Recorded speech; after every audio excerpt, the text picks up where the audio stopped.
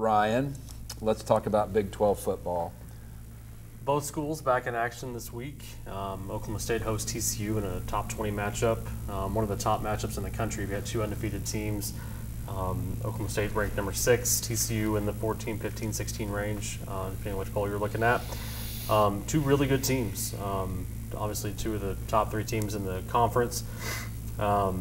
It should be a pretty competitive game. It usually is. I think Oklahoma State's favored by 12 or so. They're at home, so that's reasonable. Then Oklahoma travels to Baylor. Then there's the other game. Yeah, and it's. I was joking with somebody the other day. This is the Baylor of old. This is the Baylor of the early 2000s and the 90s. The one we like. Yeah, they're terrible. And you've got to understand why that they're so bad. They lost so many recruits over the past couple of years because of the scandal. They lost a lot of players that were on their roster, a lot of their top flight players. So this is not the same group of guys that were ranked in the top 5 a couple of times, that have been ranked in the top 10 pretty consistently for the past 4 or 5 years.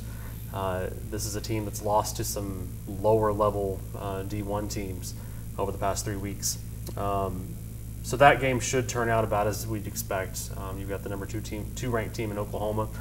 And again, Baylor has not won a game and hasn't really been close, even against some pretty inferior opponents. So should be a great weekend. There's some other national games of interest too, but Oklahoma State and TCU is probably near the top of that list. Don, I know you're outraged about that K-State game call, but yeah, we won't. But they lost, right? They did. Vanderbilt. They did. Yeah. Okay. I was just trying to remember. It's 14-7. It's 14-7. Okay. We'll talk more about that next week. I'm sure we will.